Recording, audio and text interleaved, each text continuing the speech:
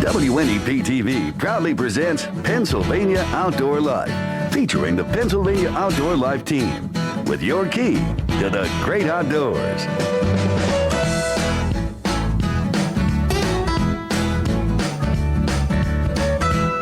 We're proud to serve all of northeastern and central Pennsylvania. This week's trip through Pennsylvania's outdoor life starts right now. Here's your hosts, Don Jacobs and Ken Hunter. Good evening and welcome to Pennsylvania Outdoor Life. You know, Jake, we have an awful lot we want to cover this evening. Yeah, it's a trout packed show, season. that's for Oh, sure. it is. You know, trout season, of course, is well underway. Turkey season's in, but we also had a youth turkey hunt, which is very successful for a number of people in spite of the weather. It really was, and in Yeah. fact, the whole idea is to get kids out to hunt way before our season, the adult season, opens up. That's what happened last Saturday. Now, Mark Davis from the Lake Region Longbeard chapter of the National Wild Turkey Federation, his church, and all the guys that help him out got a great group of kids together, invited field staff member Dale Butler along, and boy, did they have one heck of a hunt. What we've done is, in cooperation with the Lake Region Longbeards chapter, the National Wild Turkey Federation, and our church, the South Canaan Free Methodist Church in South Canaan, we've got a bunch of boys together and girls. There'll be 11 youth hunting out of here tomorrow for that youth day. Where we're staying is it's kind of centrally located to all the properties that we're going to be hunting. It's called Camp Timberledge. It's our church camp here in Wayne County. And it's just a wonderful facility for an event like this. And it's great to bring the fathers and the sons and the daughters here where we can all meet, talk for the camaraderie, then go out and hunt, come back here, and then of course share the stories, which is always exciting to me to hear how other people do and so forth. But it's really a great place. Where we're standing is this is the girls' bunkhouse that they use during the summer, during the camping season, and I think it's going to be wonderful for this event. Hang on, Code! Oh, it's a good thing Russ isn't watching this.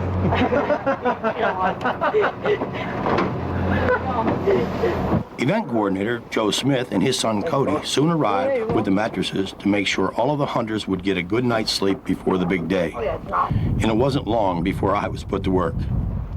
After all the beds were covered, Joe and Cody took us to the area we would be hunting the next morning in order to hopefully roost some turkeys. Well, that ridge you see up there, we call that Hickory Ridge. And on the backside is where the birds typically will roost.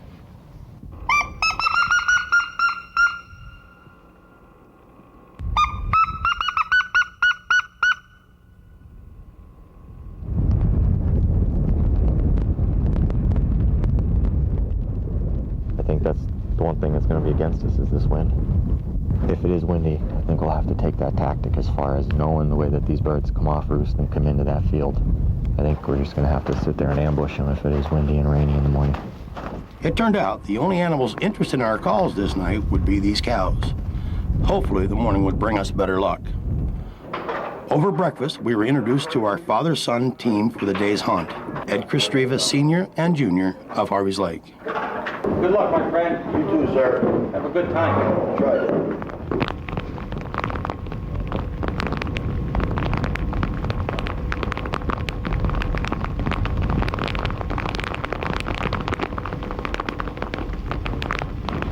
The morning brought with it heavy rain and wind, making it difficult for both hunter and animal. Even these deer were seeking shelter.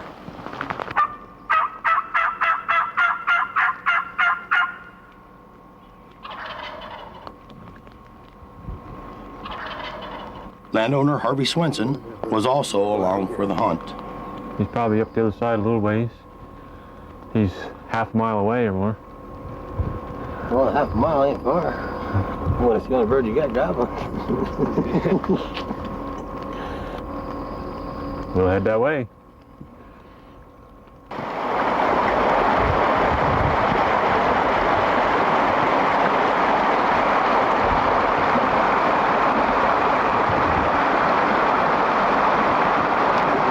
What's going through your head right now? Hoping we catch up with him. And catch up with him we did.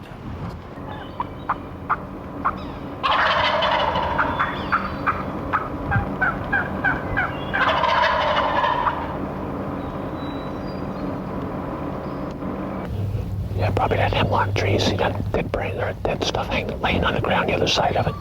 Once he gets this side of that or even to it, okay, he's close enough that you can nail him. All right? Just as quick as we set up on this bird, it shut down completely. And why, you ask? Oh, I see it. Ed, there's a bear up here. Right. Lean out this way. He's right back this way. Can you see him? He smells us. He's standing there sniffing the air. He smells somebody. I thought he's going to walk right up to us. Would it scare you if he did? No, you don't have to be afraid of them. They're not aggressive as a rule unless you get them cornered or something like that, you know. But you don't have to be afraid of them like that. That's better than the turkey. Yeah. Was today what you expected at all? Yeah, pretty much so. Pretty much? Yeah. Did you get excited when you had that one set up? Oh, sure. I got excited once that one started gobbling a lot, but ain't nothing you can do. Well, it rained a little bit, and it was fun just to see the bear and get out, hear some turkeys. Feels great. It's time away from everything else, time in the woods. It's always better. How does it feel hungry to yourself on a day like this? Oh, it's always, any day that we could spend together in the woods is a good day. Whether it rains, sunshine, whatever, it's always good to be together in the woods. Our day was over, but as we arrived back at camp for a great lunch provided by Colonel Gobbler, we were happy to hear that 4 lucky juniors managed to harvest gobblers.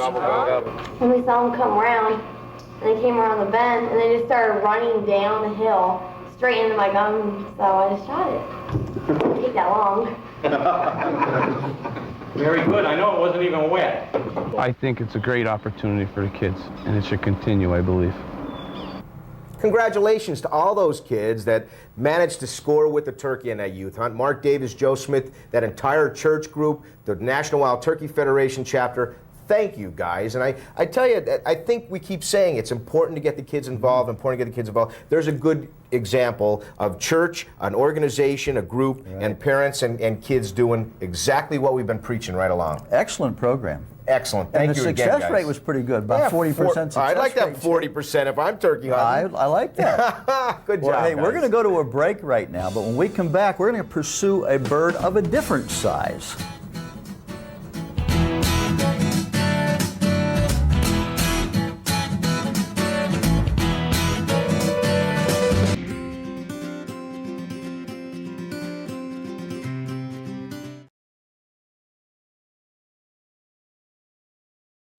Welcome back to Pennsylvania Outdoor Life. We were talking about turkeys, and on the wall you could see a couple of raptors, the state bird, the Pennsylvania grouse. Of course, we're talking about game birds here, you know, but they say birds of a feather flock together. What the heck are we doing together? I don't know. We're so opposite.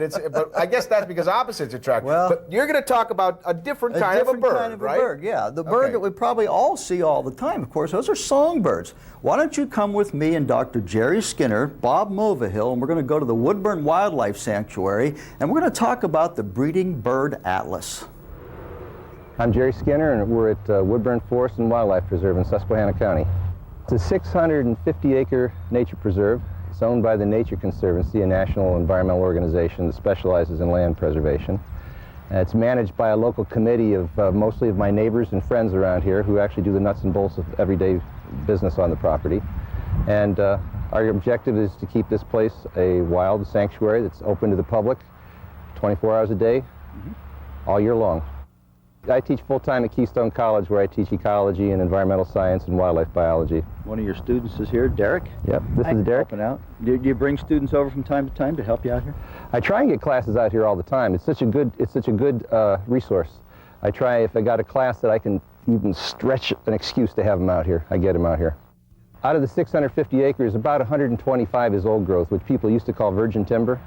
And it's got a lot of old trees that are hundreds of years old, mostly hemlocks, but some ashes and some maples and some oaks that may go 200, 300, 400, maybe 500 years old or so. We're going to be joined by Bob Mulvihill, who's the statewide coordinator for a research project that involves a lot of amateurs. It's called the Second Pennsylvania Breeding Bird Atlas. And we're going to be out trying to do some atlasing, in other words, trying to find evidence of breeding birds on this property.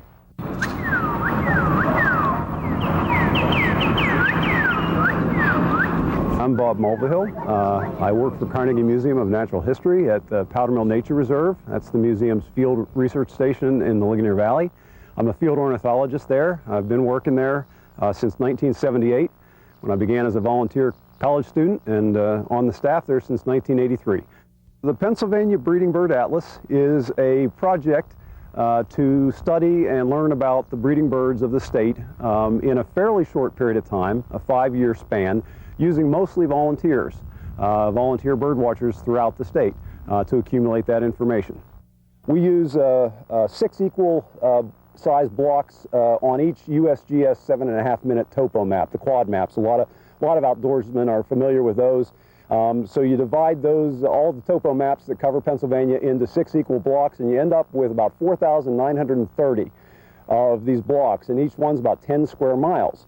And within each of those blocks, we need to get volunteers, 1 or more, to look into all the habitats and do a good survey and pretty much come up with a list of the birds believed to be breeding, possibly, probably, or confirmed breeding in that block.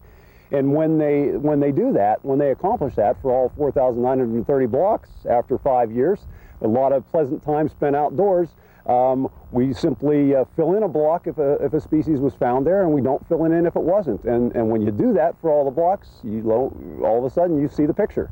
They'll all get covered. Even when the first atlas was done 20 years ago, it was done with at most 2,000 volunteers, and of those 2,000, I would say perhaps half were really avid contributors to that effort.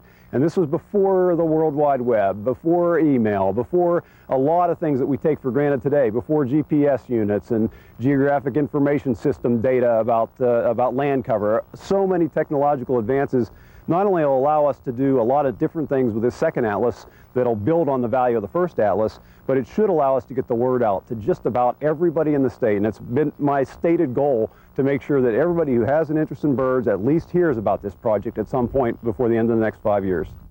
We see a number of Canada geese on the ponds here, so we know there are Canada geese here. In fact, we have confirmed a breeding bird out here. We have. We've got a bird on a nest out on an old pile of sticks. You know, maybe there from some beaver stash from a while ago, but it's got her nest up off the area where she might get flooded, and she's very hard to see.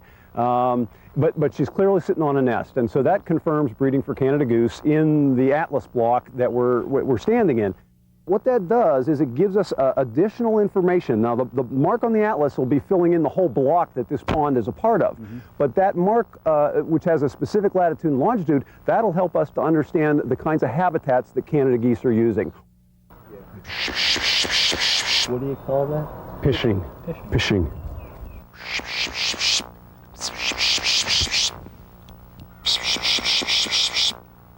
It sounds like the alarm call or agitated call of one of these resident birds, and a lot of migrants will say, well, what's going on there? Is there a predator? And they'll just investigate. They'll just draw them closer, a little curious about it, and bird watchers want to get a look at the bird, like, you know, to see it, to see the field marks to identify it. How do they get involved? Okay, well, the first thing I'll say is they get involved by registering, by letting one of our regional coordinators know, and there's 57 regions. We had to divide this big job up. So if folks can contact that regional coordinator, they can find out who the regional coordinator is by going to www.pabirdatlas.org. That's the website that we have at the Carnegie Museum that provides them with all the basic information about how to atlas, how to sign up, and so forth. And they can sign up on the computer. All of this is available on the internet, or they can simply fill out a form and send in their name and address, and we'll do the computer stuff. Either the regional coordinator will, or we'll do it at the project coordinator's office. So once they've done that, then they just watch birds and they follow the simple rules for that. And whether it's one record that they end up recording or 100, we're happy for them all. Well, I want to thank Dr. Skinner and Bob. You know, this is a great program, Jake. Yes. This is something anybody can get involved in. You do not have to be an expert birder. They will help train you a little bit, and you don't need special equipment, a pair of binoculars, really, and something to write with. And anybody can do it, and they need your help. And what's interesting about this is that you'd be surprised. I never thought there were so many birds as when you're with an expert or when you have a little guidebook and you say, oh my goodness, that's not this, this is. Yeah. You know? So yeah, it is a good program. I enjoy it. I'm going to participate. And if you want to participate, all the information you need is on our homepage, and you can find that at WNEP.com. We're going to take a short break, but when we come back, we're going to give some fishing gear away, so stick around.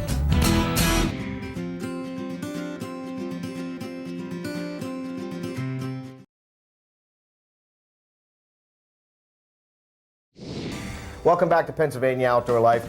We have tried to produce a story that says, here's what happened with the deer allocations, the antlerless allocations, and what happened at the Game Commission.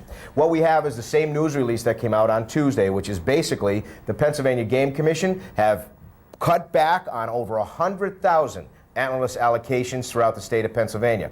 They say they need to assess the program that we've been trying to do. Personally, the program's put on more than hold. I think the deer management programs that we've been following for a couple years is gone. I don't know what you think. Many people would consider that a step backwards, Jake. Yep, and we'll have to wait and see. So we're not passing judgment. The Game Commission, over 100,000 antlerless allocations chopped out for next year. Check out our website for the complete news release. Well, we're going to keep to a happier thing like fishing. Yeah, hey, let's leave the deer thing for a while and let's go back. We'll be back to that, but okay. okay, Yeah, I'm ready for that. So, hey, we have a great tip coming up from field staff member Bob Hawkins. He's going to show you how to properly handle and release fish. The act of catch and release, when done properly, is more than noble. Keys to remember when releasing your trophy in your next trip is the use of possibly a rubber-coated net similar to the one I have here to help protect the slime coat on the fish. You don't want to destroy that slime coat. Number two is, prior to handling the fish, never handle them with dry hands. Always try to wet your hands prior to handling the fish. Number three is that when you do handle the fish, always try to keep your hands on the jaw head area, never touching the gill or gill plate, and always support the fish by the back of the tail. And thirdly is to always try to keep that fish back in the water. Try not to leave them out for any longer than 30 seconds. I'm Bob Hawkins, and that's your field tip of the week. Now, I'm sure a lot of you remember Bob Hawkins from down at our Pennsylvania Outdoor Life Expo. He was there giving field tips and teaching youngsters how to cast. And these are some of the rods he was using. We have the spinning rods and the casting rods. These were given to us by Berkeley. They're Abu Garcia. We have Johnson. They own both of those. They were gracious enough to give them to us, and we are in turn giving them away. We are. We're going to give away a whole bunch of these. In fact, if you did take part with Bob Hawkins, you put your name in a barrel, we pick the names. Take a look at what the winners are and where they're from for this week's Fishing Rod and Reel giveaway. Alexis Shemansky of Kingston, congratulations. Nicholas Lamoureux, Bloomsburg. Matt Beaver, Selinsgrove. Daryl from New Tripoli, thank you. And Carol, congratulations from Wilkes-Barre. And how about Tim from Bloomsburg, Frank from Pottsville, and Jay Vovuris from Berwick, Mary Alice from Shikshini, and Jack from Bloomsburg. And John, Delaware Water Gap, Dante, Bloomsburg. Just look at where people came from. Zachary of Sunbury, Noreen of Bloomsburg, Amy of Mackinac. Patrick of Montrose, and there's Keely from Danville, Nick from Millville, Deborah from Dixon City, and Kurt Slusser from Berwick. And of course, we're going to get in touch with you on how you can get one of these that you have just won by coming to the Pennsylvania Outdoor Life Expo and learning how to throw a spinning rod. What a great gift. Thank you, Berkeley. Now we're going to take a short break.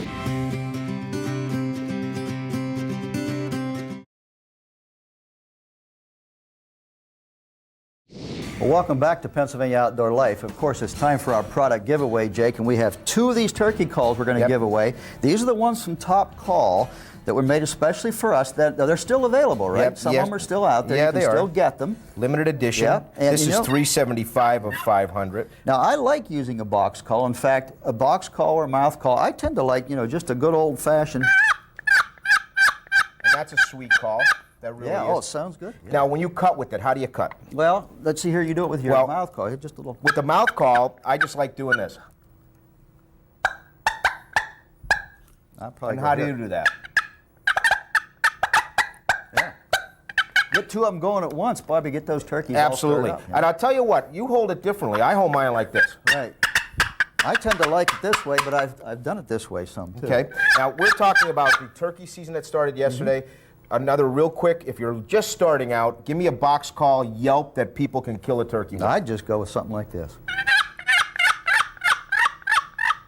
Excellent. Now, Top Calls did produce these for us for the expo. Russ Wagner and Frank Sutliff told us, you know what we have? We have some left. So we're going to make them available through our internet site, and you could do that by going to the POL Turkey Call click point at www.topcalls.com.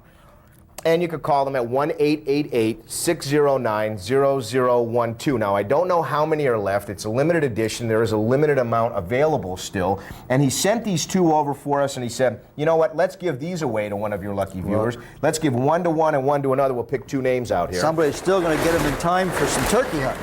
Absolutely.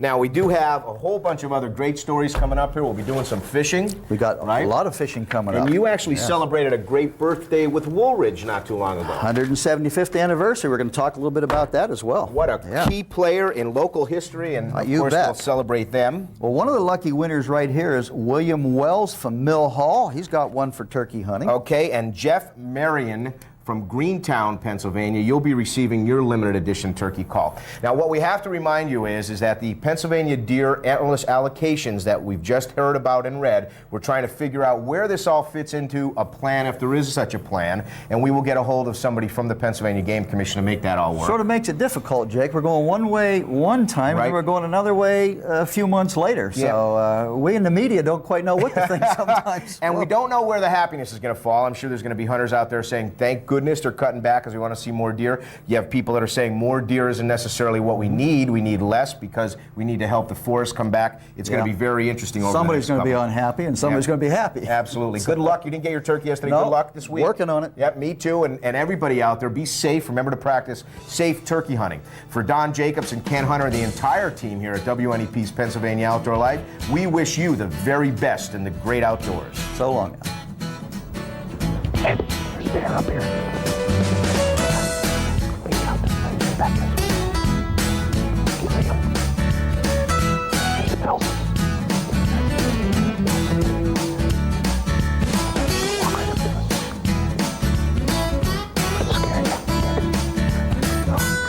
Pennsylvania Outdoor Life is a local presentation of WNEP TV. We're proud to serve northeastern and central Pennsylvania.